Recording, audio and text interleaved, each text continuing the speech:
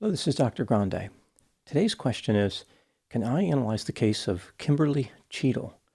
Just a reminder, I'm not diagnosing anybody in this video, only speculating about what could be happening in a situation like this. If you enjoyed this video, please like it, subscribe to my channel, and consider supporting me on Patreon. I will put the link to Patreon in the description for this video. First, I'll look at the background of this case, move to the timeline of the incident, then offer my analysis. Kimberly Cheatle was born sometime around 1970 or 1971 and grew up in Danville, Illinois. In 1988, her brother was killed in a motor vehicle collision, which led Kimberly to develop an interest in law enforcement. She initially wanted to be a state trooper. When attending Eastern Illinois University, Kimberly applied for the Secret Service, but was told to earn her degree first. In 1992, she graduated with a degree in sociology, but was not immediately hired by the Secret Service. Instead, she worked in the security department of a hotel chain. In 1995, Kimberly was hired by the Secret Service. During her career, she had several positions. For example, she was the special agent in charge of the Atlanta field office, worked in a training center, and was the assistant director of the Office of Protective Operation. Some of her accomplishments don't really seem that interesting. For example, in 1996, she secured train tracks in Michigan and Indiana for a visit by Bill Clinton. On September 11, 2001, Kimberly was part of the team that led the vice president from the White House to a secure bunker. And during Barack Obama's presidency, Kimberly was part of the security detail that protected Joe Biden, who was then the vice president, and Joe's wife. It's not clear why a college degree is required for any of those tasks. Moving a politician from the White House to a bunker can't really be that complex. Is the route some type of maze that ends in a math puzzle? Kimberly left the Secret Service in 2021 to take over North American security operations for PepsiCo. In August 2022, President Joe Biden announced that Kimberly would be taking over as the director of the Secret Service. Joe indicated he trusted her judgment and counsel and viewed her as a distinguished law enforcement professional with exceptional leadership skills. Kimberly started her new job in September 2022. Under her leadership, the number of employees in the agency grew, and she championed the Diversity, Equity, and Inclusion program. This program is also referred to as DEI. Everything seemed to be going well for Kimberly, but this would drastically change less than 2 years into her service as the director. Now moving to the timeline of the incident. On July 13, 2024, when Donald Trump was speaking at a rally in Butler, Pennsylvania, a 20-year-old man named Thomas Crooks opened fire from about 450 feet away. In total, 8 shots were fired by Thomas. A 50-year-old attendee was struck and killed. 2 other attendees were injured, and Donald Trump sustained an injury to his right ear. A few seconds after Thomas opened fire, a Secret Service counter-sniper team killed him. Donald Trump was rushed off the stage, transported to a hospital, and released after being treated. Later, some details about the assassination attempt were released. Thomas borrowed his father's rifle, purchased a ladder, and drove to the site of the rally. He then climbed on the roof of a nearby building and opened fire. That was pretty much it as far as his strategy. He had no military training and did not use any advanced tactics.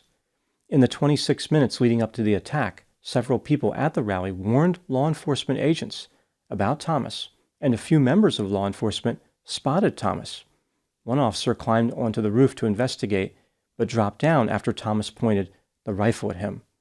3 police snipers were actually inside the building that Thomas fired from. The assassination attempt was easily preventable, but nobody was able or willing to stop Thomas from shooting. Many lawmakers were furious at the Secret Service and demanded answers from the director, Kimberly Cheatle. During an interview with the media, she offered a bizarre explanation for why the roof the shooter was on was not secured.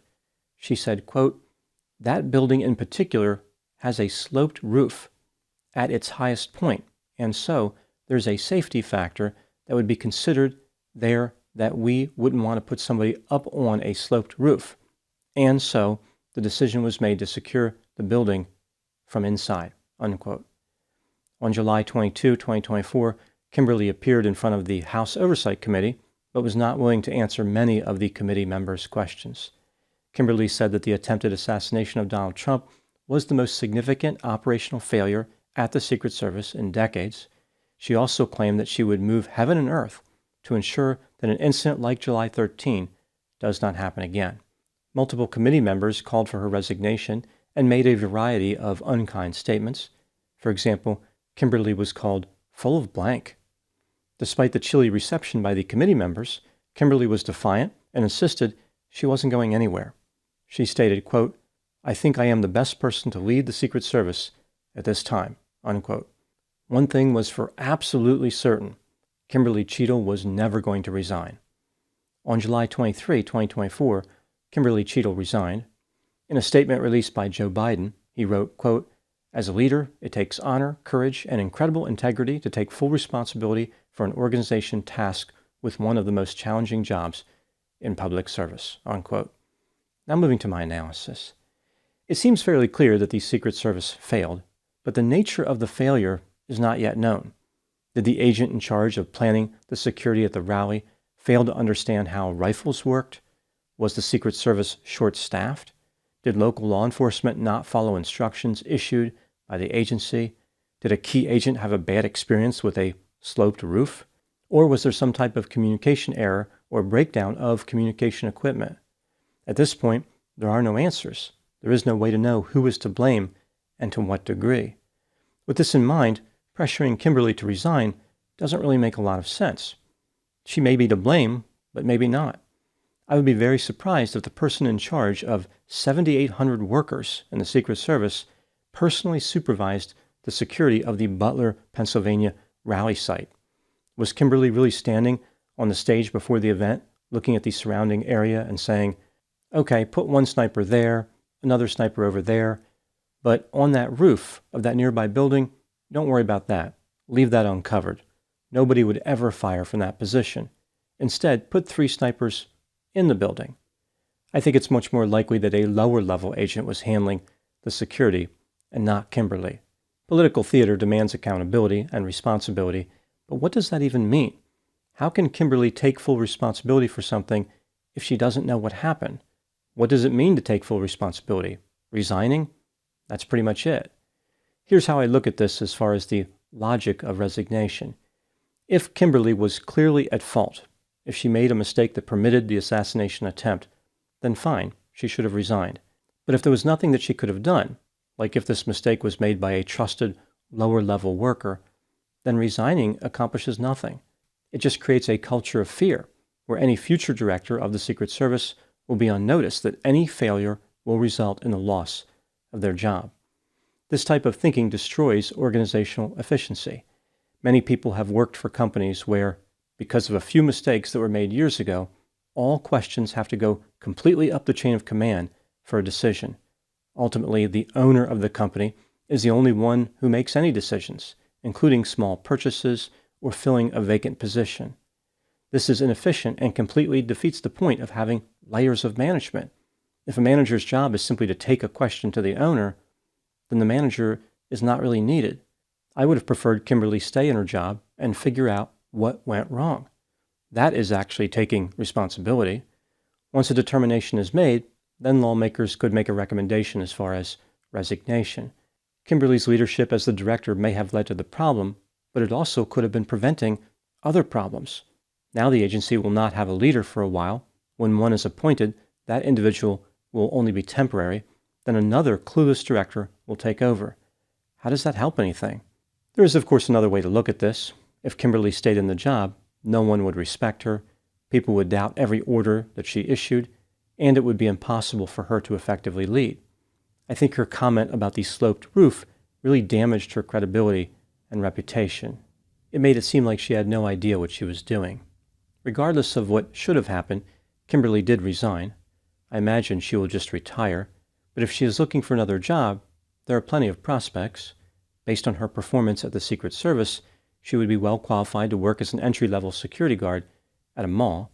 She would, of course, be limited to a mall with a flat roof.